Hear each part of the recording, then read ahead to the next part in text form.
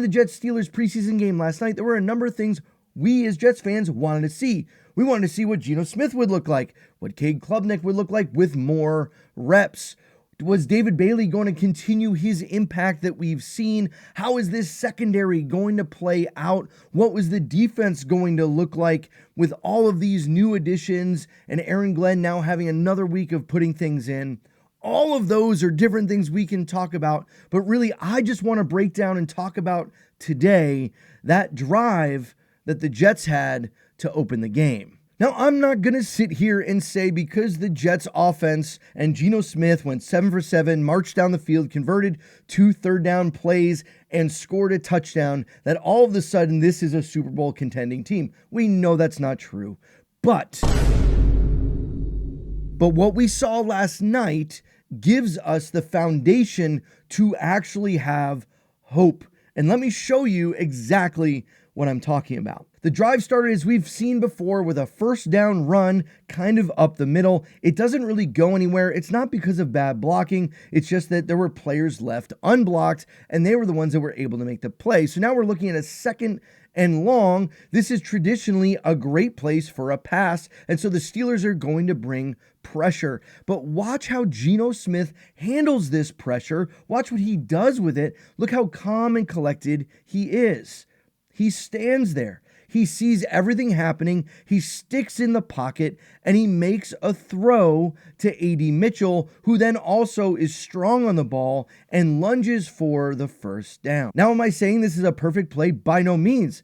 I think Olufashinu and Parham could have played this stunt better. It allows the rusher to come through and get a hit on Geno Smith. These are the things that are going to come with reps, their communication to be able to see all of those things. But to bring 6 players and Geno to be able to calmly stand there, not to freak out, to see the field, and to hit Mitchell on what might have just been a 8-yard gain, but then Mitchell is able to push it further for the first down. These are the types of plays that good offenses tend to make, the professional plays, the play where it's just the right thing in the right time, in the right situation. And even though the defense is trying to bring pressure, we're still able to execute. And for the most part, everyone is able to do their job. It's little plays like this that are the foundation of good offense. And now we're going to see a theme here that the play action is what actually opens up these bigger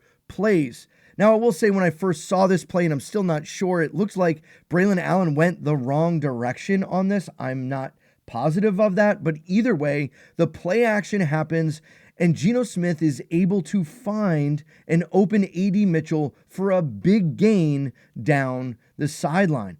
Now, here's the thing I want to point out that you might have missed on that big play. The Jets come out with a 2 tight end set. You can see Ruckert here, Mason Taylor here, and the down lineman. They're going to delay their routes on this play action, selling the run, making it look like they're blocking. And you're going to see the freeze of the linebackers here, but take a look at this pocket.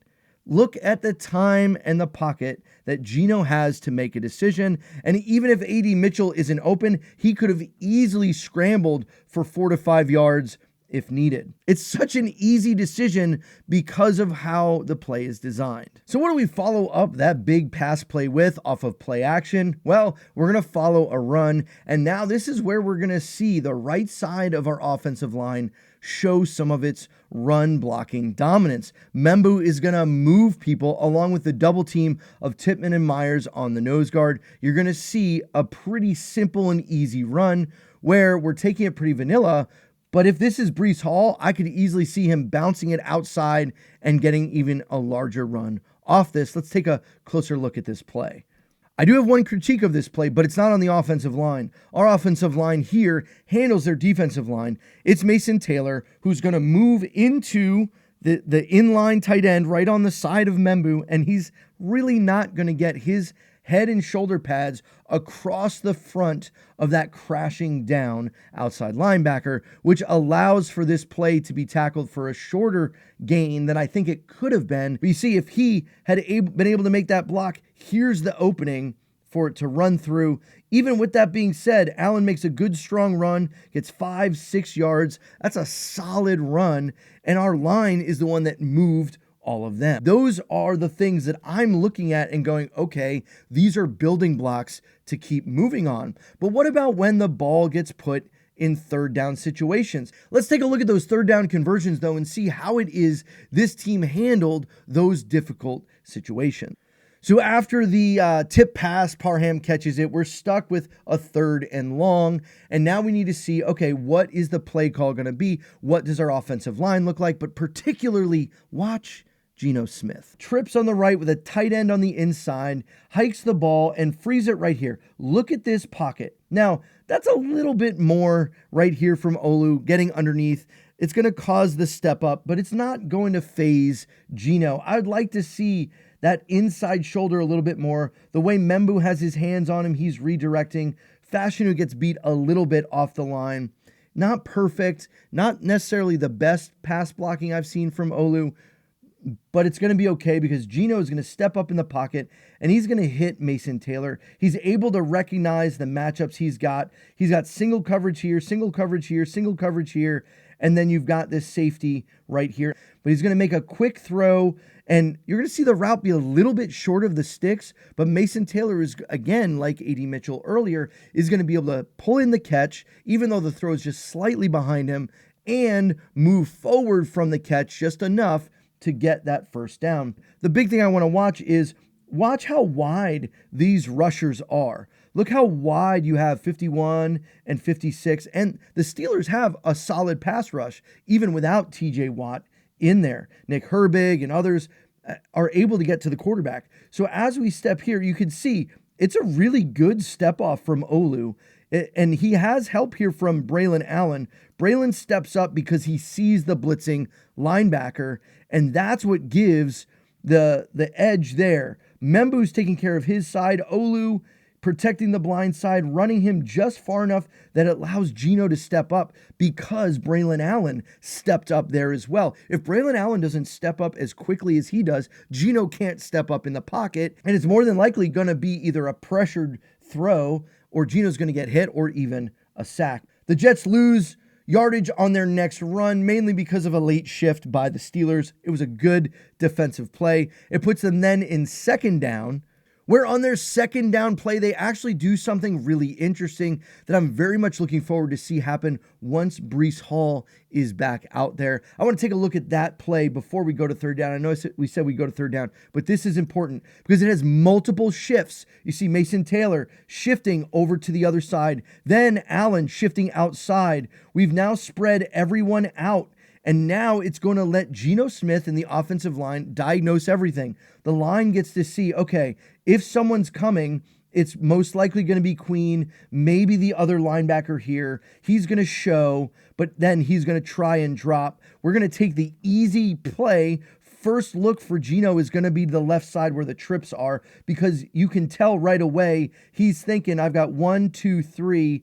Queen might be up there, deep safety. Can I get to one of my guys with A.D. Mitchell? We have A.D. Mitchell and Garrett Wilson over here with Cooper and Allen. He makes the quick decision, immediately pivots, knowing that Cooper's clearing out. If it's zone here, he knows it's most likely zone here. Immediate read. He saw that already pre-snap, though, with the shifts. And that's where the pre-snap decisioning and the ability to move people around, he saw that no one went with Allen. No linebacker went with Allen when he went out. No linebacker moved with Mason Taylor. So either they switched guys, which is possible, or more than likely, you're looking at a zone.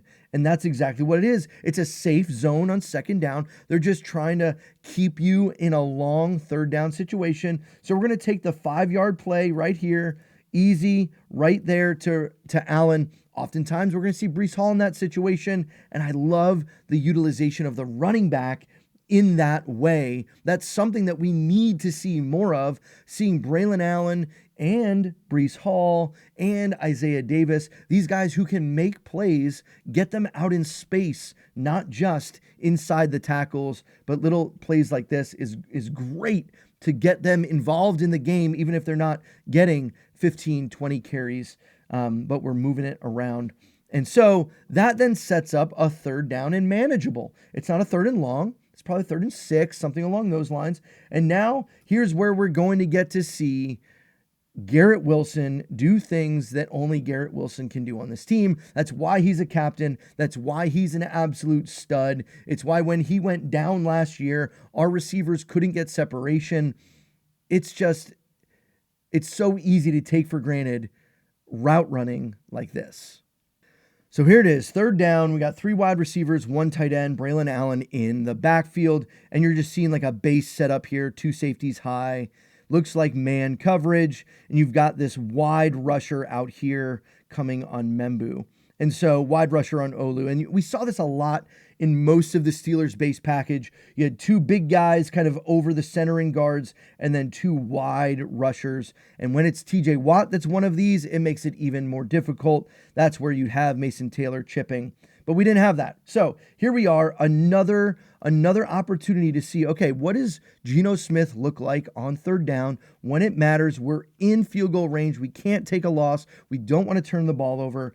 Snap the ball, and here we go. All of a sudden, you see the immediate recognition from Membu that his guy is going for an inside rush. So what is he going to do? He's just going to use his arms, his hands. He's not going to let the pass rusher get in on him, and he's just going to drive him into Tippmann, basically creating a wall between the two of them. And Geno sees that right away. He doesn't have to scramble for this, though. If he needed to, I think he could have. Instead, he's just going to shift the pocket slightly, right? Just get outside. And here it is. This looks completely covered. Garrett Wilson is not open. He, in fact, is double teamed. You've got an inside high safety and you've got an outside shoulder. They're pinning him in, and it's just a beautiful route. Bang, foot in the ground, no chance.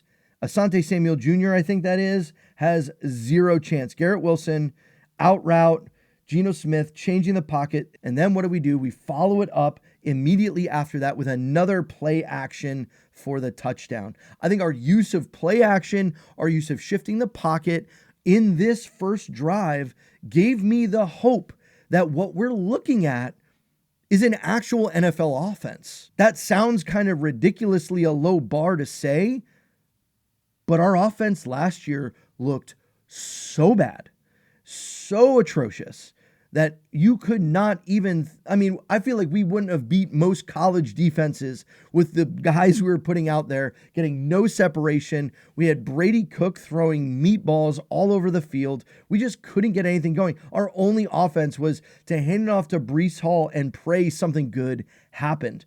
We don't need to do that. We have a quarterback and we have a pre-snap adjustments and ability to see what's happening.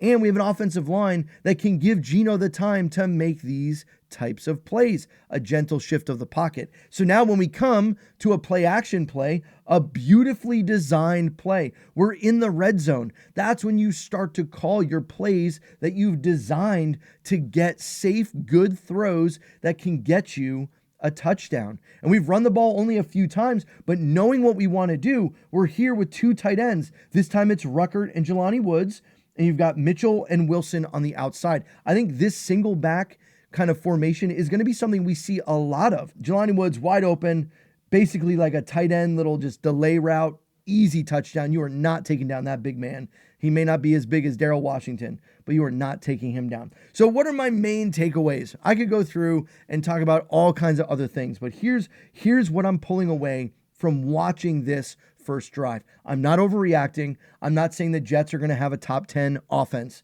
I'm not. But what I am going to say is the Jets have a competent offense. The Jets have an NFL offense. They have pre-snap motion. They have the ability to run the ball with multiple running backs. They have linemen who can move the pile, which then makes play action actually dangerous. How many times did we see plays completed over 15 yards down the field? Almost never. It was just brutal to watch.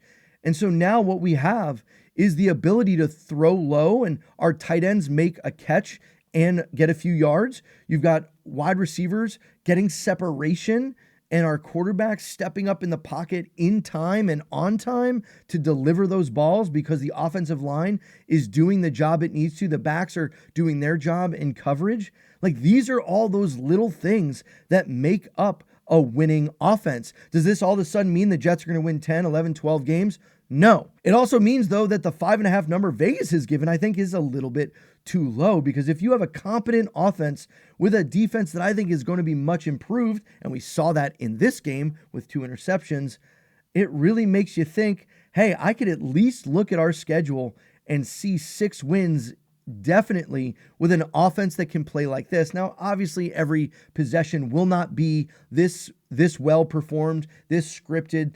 Defenses make shifts, offensive have to react and change to that. But when you have a quarterback that can make decisions like this, with an offensive line like this, and a run game that makes the linebackers freeze on play action, especially when you have wide receivers that are getting separation and making the play. Tell me down below, what is it that you took away most from this first drive? Where is it that we still need to work? I'd still like to see Olu flash a little bit better. I think he had some weak moments in here. But other than that, I think this is as good as we could hope for as we're seeing this offense grow. Look forward to engaging you down below in the comments, and I'll catch you guys on the next one.